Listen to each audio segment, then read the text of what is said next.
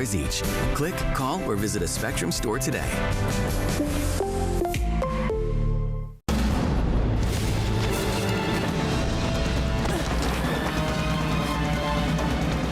Even the mighty might not see it coming. It's prediabetes, and it captures 1 in 3 adults. But you can escape. Take the 1-minute prediabetes risk test to know where you stand and prevent or delay type 2 diabetes. Be your own hero on smartphones everywhere at doihaveprediabetes.org. Spectrum News Plus. Local stories, connecting communities. Streaming now on the Spectrum News app and free with your Spectrum subscription. I'm Sharon Tazwell. Here's your Spectrum News in 90. A federal judge extended his deadline for the Justice Department to provide more information about deportations carried out last weekend by the Trump administration. The move comes after the DOJ sought a delay, claiming the judge is, quote, continuing to beat a dead horse. The judge in this case is essentially trying to say that the president doesn't have the executive authority to deport foreign terrorists from our American soil. President Trump called a phone conversation with Ukrainian President Volodymyr Zelensky very good Wednesday. It comes just one day after the president spoke with Russia's Vladimir Putin. While the State Department says ceasefire negotiations will resume this weekend in Saudi Arabia. Top U.S. officials say a halt in hostilities is a critical step to bringing an end to the war. There is no military solution to this war. All sides need to move to a ceasefire. We cannot get to the table for negotiations to end the war without a ceasefire in place. The Federal Reserve kept its benchmark interest rate unchanged Wednesday, but uncertainty lies ahead. The agency signaled it still expects to cut rates twice this year, but is warning of slightly higher inflation ahead. It is the second meeting in a row the Fed has kept rates at roughly 4.3%. And that is your Spectrum News in 90.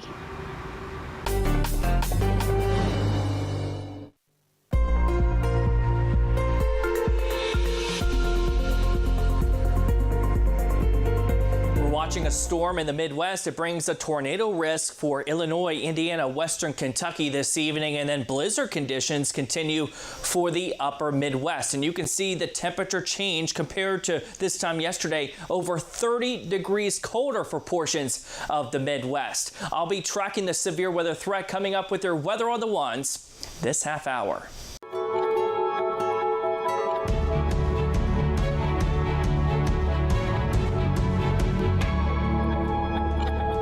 It's very, very clear that this is an activist judge who is trying to usurp the president's authority.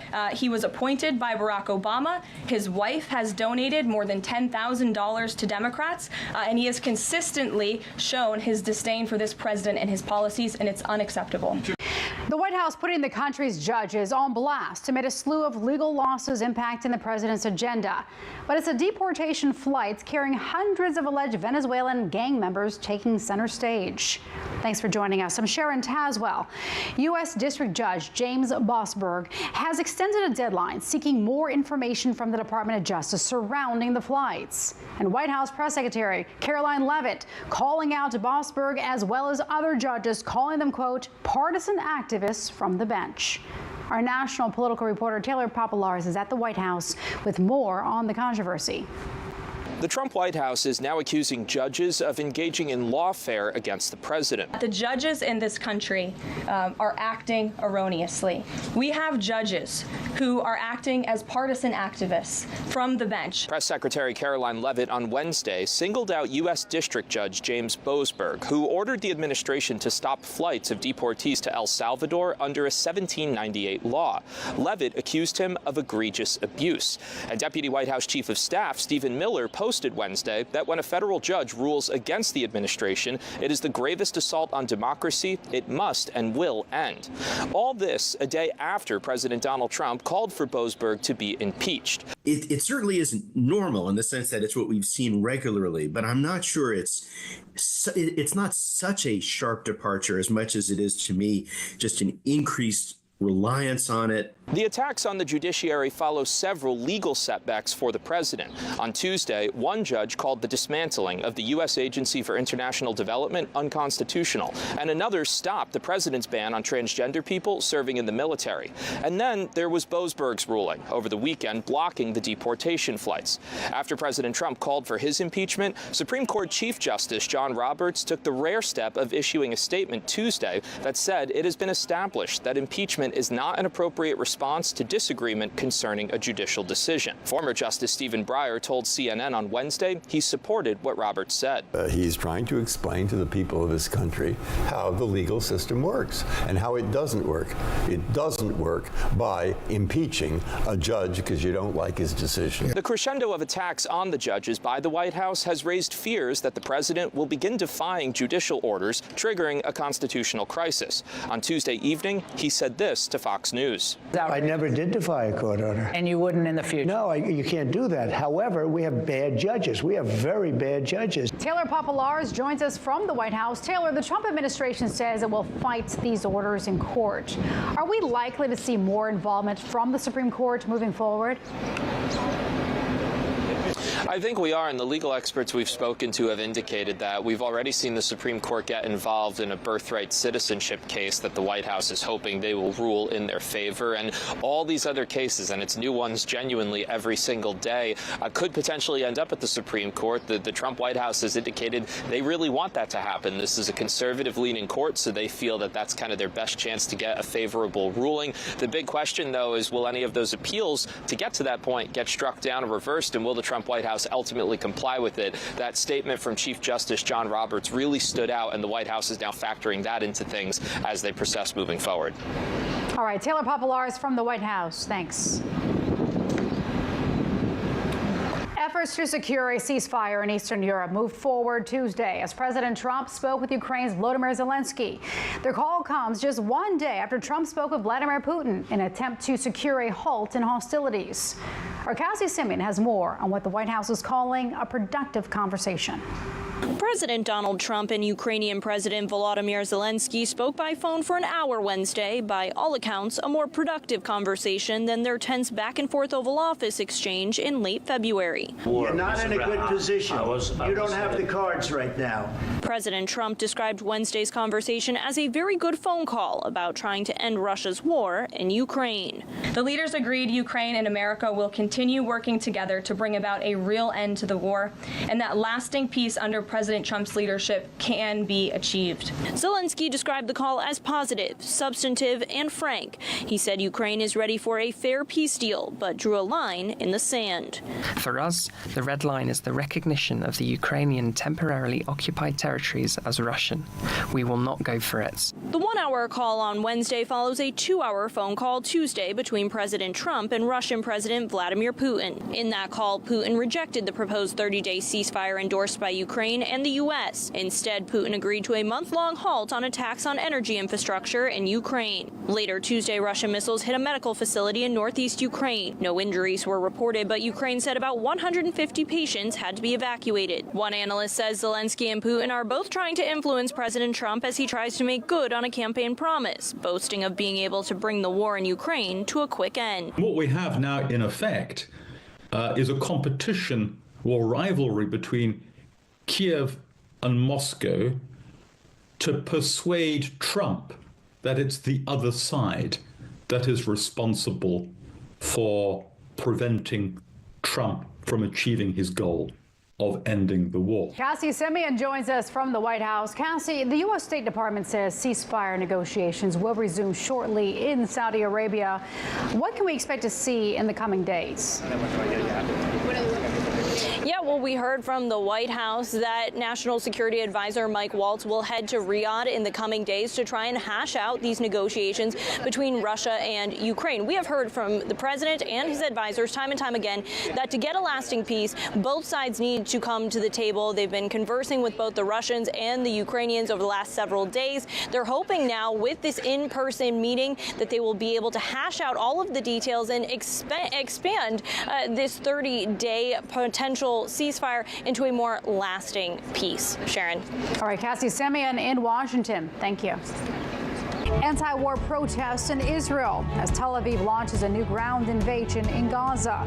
And it comes just days after ending a ceasefire with Hamas. How the Trump administration is responding just ahead.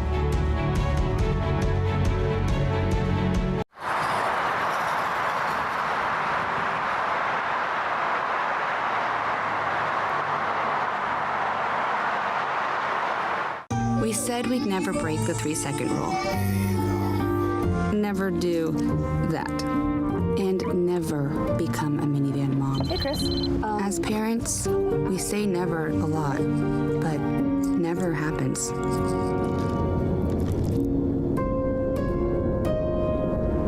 So when you say you'd never leave your child in a hot car, know it can happen.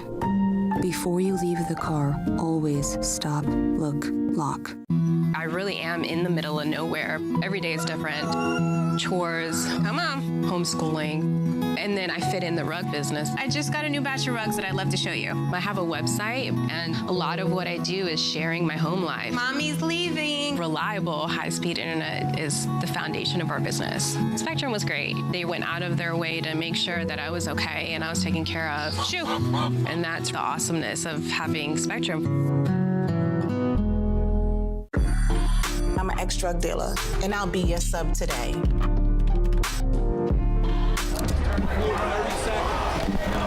Two milligrams of fentanyl can be lethal. A lethal dose is in here.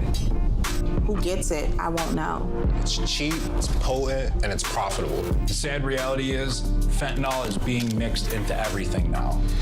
More kitchen now.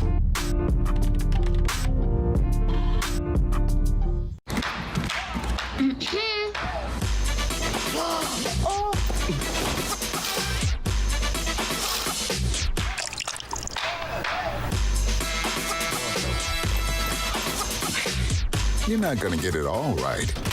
Just make sure you nail the big stuff. Mama! Like making sure your kids are in the right seat for their age and size. Get it right at nhtsa.gov/the-right-seat.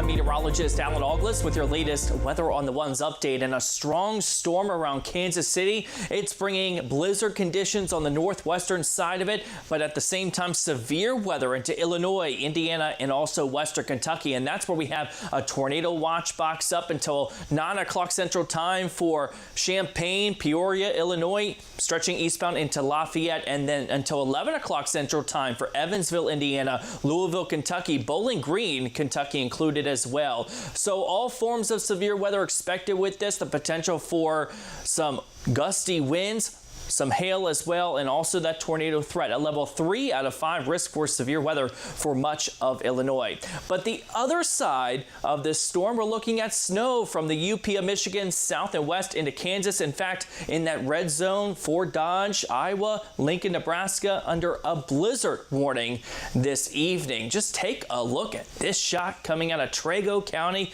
Kansas. You can see that wind just whipping that snow around, reducing that visibility down to near zero. So dangerous driving conditions there into the evening hours. Additional snow through portions of Wisconsin, Green Bay, 3 to 5 inches, and then the UP of Michigan, possibly over 5 inches of snow. Also with gusty winds, it's picking up dust from the plain states around St. Louis today. That's going to be picked up with some of that rain, so it may fall on your car. You might see a little bit of dust on your car after the rainfall, and that's going to spread towards the northeast by tomorrow with that rain. So this storm system, it's moving over Chicago this evening, eastern Iowa, also into Wisconsin. That snow ahead of it, the severe weather, and then that storm system will weaken as it moves to the east, but some showers expected for the East Coast by tomorrow. It will be cooler for the first day of spring tomorrow. I'll talk about that coming up. If you're just joining Joining us, here's what you need to know. President Trump says his talk with Ukrainian President Zelensky was, quote, very good Wednesday. The two reportedly discussed Trump's talks with Russian President Putin on a potential ceasefire agreement. So far, no deal has been reached. And there are now more than 300 confirmed measles cases in the U.S. Health officials in Texas fear it could be a year-long outbreak. And the FBI is issuing a warning to spring breakers visiting foreign countries. It advises travelers to avoid traveling alone, use authorized taxis, and beware of new acquaintances. And that's what you need to know.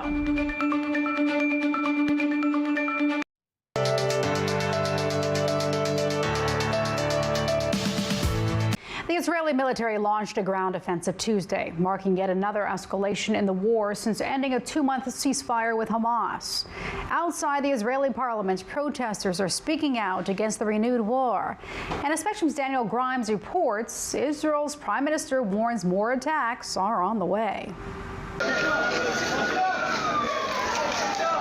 Falling debris, raging flames, and streets caked with soot. Fresh signs Wednesday, the fragile ceasefire between Israel and Hamas is over. The Israeli military announcing it is restarting ground attacks and had retaken part of the crucial corridor dividing North and South Gaza just one day after Israeli airstrikes killed more than 400 Palestinians, according to the Hamas-run Gaza Health Ministry. Prime Minister Benjamin Netanyahu issued an ominous warning that these new attacks are just the beginning. We will continue to fight to achieve all the goals of the war. The release of all our hostages, the elimination of Hamas, and the promise that Gaza will no longer pose a threat to Israel. The finger-pointing has also started again, with Israel and Hamas accusing each other of breaking the truce. Back in Washington, the State Department reaffirmed the U.S. commitment to peace. A spokeswoman said the Trump administration decries the loss of life, especially children, all while shifting blame for the new death and destruction to one party. It's a horrible result of more decisions by Hamas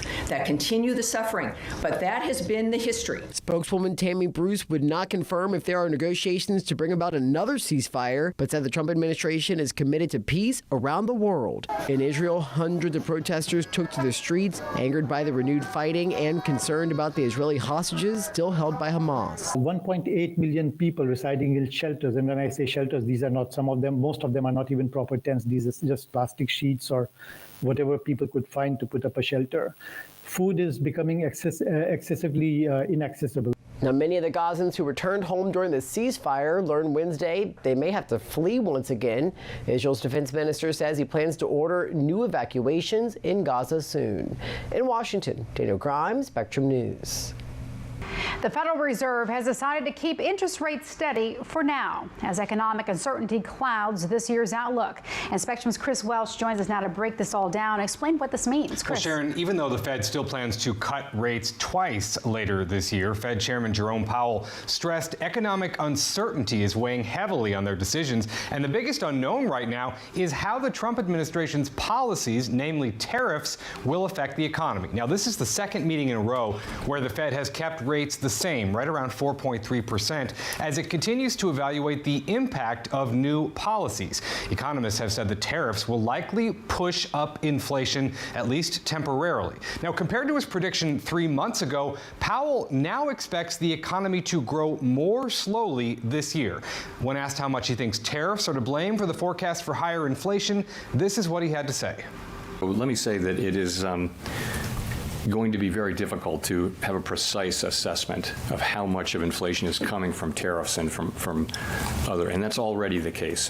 Some of it, the answer is clearly some of it, a good part of it is coming from tariffs.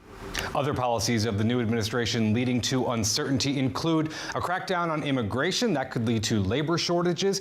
Layoffs of federal workers could send some local economies into a recession, but Trump's deregulation efforts and his extension of 2017 tax cuts could actually promote growth. But once again, tariff uncertainty is the big one, as one financial expert tells us. By these tariffs, if these tariffs go into place and we have reciprocal tariffs, if we have rising inflation, that means a slowing economy. The Fed may be forced eventually to cut rates just to kickstart the economy again. So this is going to be a wait-and-see approach. We're going to watch it play out over the next several months. And Powell acknowledged that surveys of businesses and consumers have painted a grim economic outlook, but he points out that the unemployment rate actually remains pretty low and the economy is still expanding, and he says the economy is still doing pretty well. All right, of course, time will tell. That's All right, right. Chris Welch, thanks. Tournament time. Fans share why they're so hyped to watch the men's NCAA basketball teams shoot their shots. That's just ahead on Spectrum News.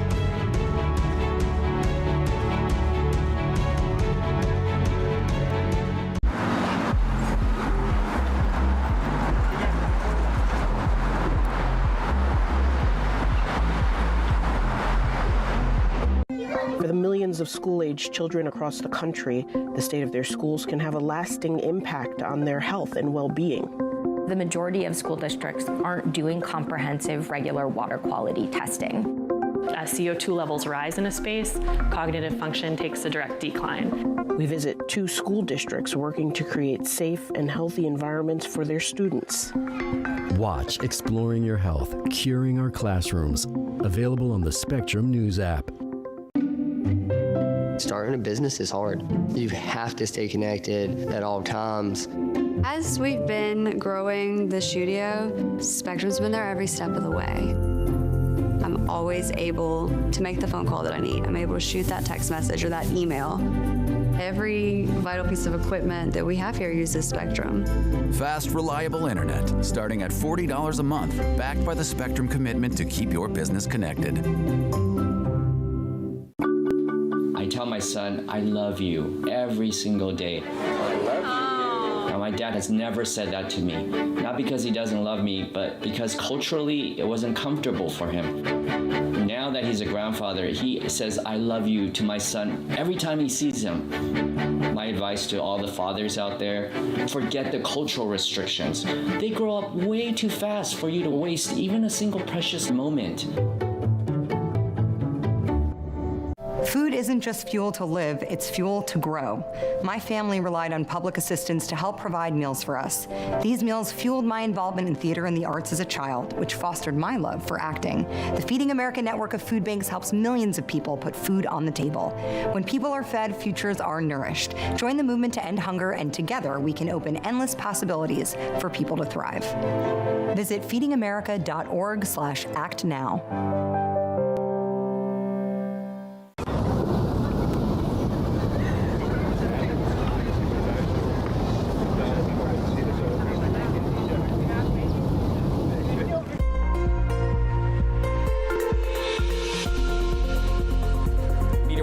Alan August here with your latest Weather on the Ones update. And blizzard conditions continue for the upper Midwest, with winds gusting as high as 65 miles per hour this evening. A severe side of the storm as well in terms of tornadoes into Illinois, western Indiana this evening, and fire danger continues this evening for the plains. Eventually, that starts to calm down by tomorrow. Low pressure over Kansas City. You're looking at rain. You will change over to snow this evening. Blizzard conditions around Omaha, Nebraska, northwestern Iowa, southern Minnesota, and there's that severe weather threat through Illinois moving into western Indiana this evening. But look at the snowfall amounts so far. Gove, Kansas, 10 inches so far. Omaha, Nebraska, how about a half foot of snow with those strong winds? Lincoln, Nebraska, 5 inches of snow. We do have high wind warnings up for much of Nebraska, Kansas, into Iowa, and then even wind advisories into the Ohio Valley, Tennessee River Valley, into Texas, with dust being kicked up with this storm system. And you can see why. Just look at these winds. 51 mile per hour gusts today in Oklahoma City. Garden City, Kansas, 67 miles per hour. In Omaha, where you're seeing that snow, a gust of 56 miles per hour. So with those strong winds, low relative humidity, critical fire danger continues this evening from St. Louis to Little Rock, Arkansas, and then western Oklahoma, western portions of Kansas. Again, kicking up some of that dust. Don't be surprised if you live into the Ohio River Valley to see some dust on your vehicle from the rain. As we look ahead into this evening, 10 o'clock, struck eastern Indiana, western Ohio, seeing some stronger storms on the west side. There's that snow into eastern Iowa, into central Wisconsin, and that moves into the UP of Michigan this evening into tonight as well, with dying showers to the east. As we look to the west, more rain, more mountain snow for the Pacific Northwest. That will continue into Thursday, so you'll need the umbrellas there. By the way, spring begins at 5:01 in the morning Eastern Daylight Time. The Earth's tilt shifting towards the sun from now on. The sun's rays for Thursday right over top of the equator, nearly equal day and night, and it doesn't feel too spring-like as temperatures are cooling down behind the storm system tomorrow.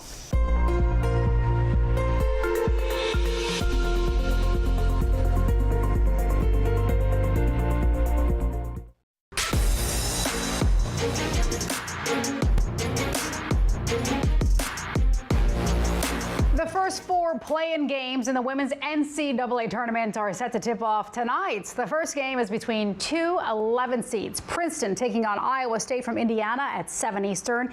Later in the evening, 16 seeds Southern University and UC San Diego will tip off from Los Angeles, and the winner gets the challenge of facing #1 overall seed UCLA on Friday. 2 more first 4 games are set for tomorrow. Round 1 of the NCAA men's basketball tournament kicks off Thursday. The Amica Mutual Pavilion in Providence, Rhode Island is one of the sites for the first and second round games.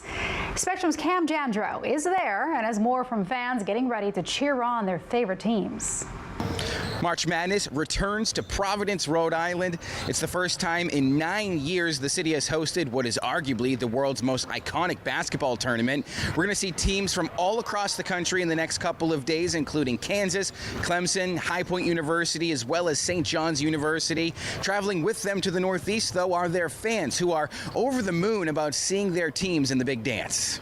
It's amazing. I always appreciate, these moments and when they come. So since I've been little, just wanting to come and watch these games like this or whatever. So it's been a big surprise. I actually don't root for any team really. I just really enjoy. So I'm an NBA fan. Okay. So I just like to see these guys before they actually go to the NBA. Teams playing in Rhode Island this week took part in a public shoot-around, and while some may not have their favorite team in the tournament or they're playing in another part of the country, they're just excited to be part of the championship atmosphere. I'm excited to come see some great teams like Purdue, Arkansas is coming down.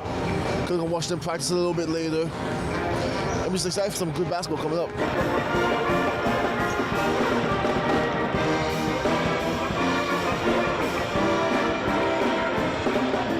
High Point University was among the teams practicing Wednesday, and one player had some very special guests in the stands. Number 4 is my boyfriend, so here to support him.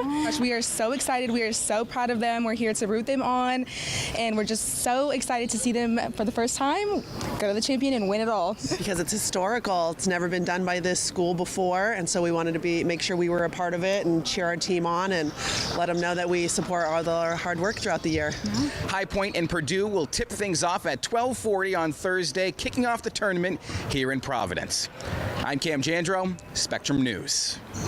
Cincinnati Bengals Joe Burrow, Atlanta Falcons Kirk Cousins, and Detroit Lions Jared Goff will be featured on the second season of Netflix quarterback series. Well, the streaming service says the series will debut in July. It is expected to follow all 3 quarterbacks during their 2024 NFL season, both on and off the field. Quarterback debuted in 2023 and was one of Netflix's top streamed series. I'm Sharon Tazwell. Thanks for watching. Our Spectrum News in 90 is coming up right after this short break. Stay with us.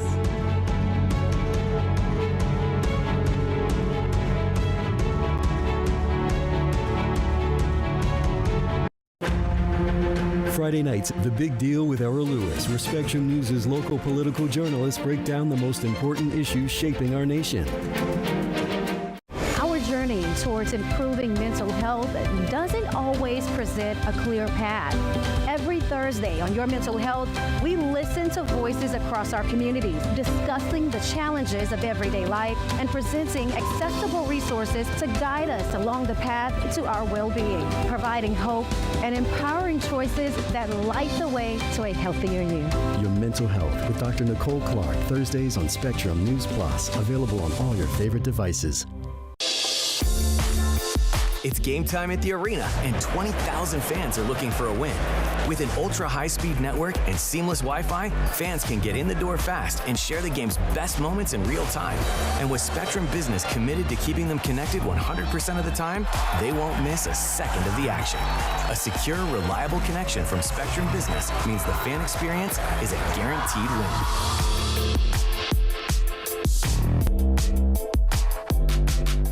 Whether it's our stories,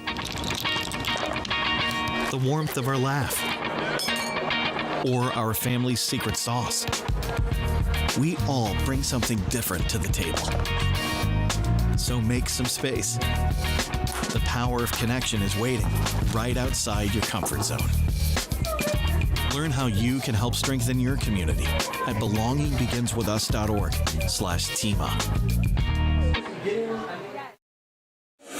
Weather can be beautiful, inconvenient, and at times powerful. And it affects everything we do. At Spectrum News Plus, our weather experts update you with the information and the context you need so you can better plan your day. And we do it every 10 minutes. We're the calm in the storm. Weather on the Ones on Spectrum News Plus, exclusively on Spectrum. And get your weather anytime on the Spectrum News app. Spectrum News Plus. Local stories, connecting communities. Streaming now on the Spectrum News app and free with your Spectrum subscription.